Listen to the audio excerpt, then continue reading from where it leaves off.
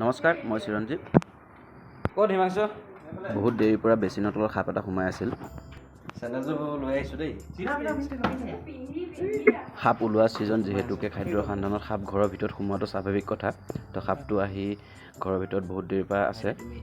সাপটো চাই গম পালোঁ এইটো মুচুৰাগোম সাপ, ইণ্ডিয়ান ৰেড স্নেক বুলি কয়।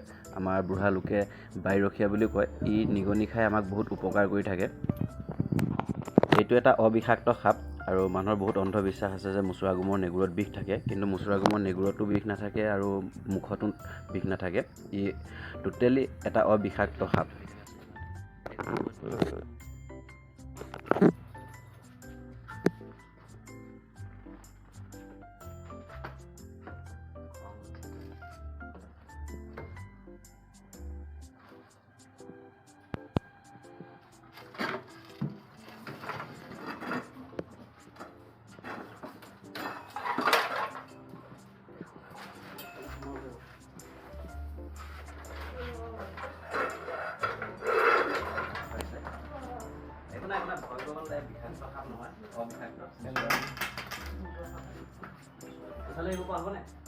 নাই এইফালে এইটো বিষ নাইকিয়া সাপ। ছাৰ ভালে আছে? ভাল কোনফালে আহিব লাগিব?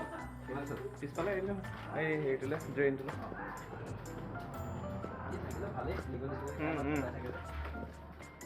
এডাল বহুত দিনৰ পৰা আছে আমাৰ ইয়াত। আৰু সাপটো উদ্ধাৰ কৰি আনি পিছফালে থকা ড্ৰেইনটোতে আমি সাপটো এৰিবৰ কাৰণে সিদ্ধান্ত কৰিলোঁ। ভিডিঅ'টো ইমানেই। ভিডিঅ'টো যদি ভাল লাগিছে আপোনালোকে লাইক কৰিব, কমেণ্ট কৰিব আৰু এনেকুৱা ধৰণৰ ভিডিঅ' চাই থাকিবৰ কাৰণে মোৰ চেনেলটো ছাবস্ক্ৰাইব কৰিবলৈ নাপাহৰিব। ধন্যবাদ।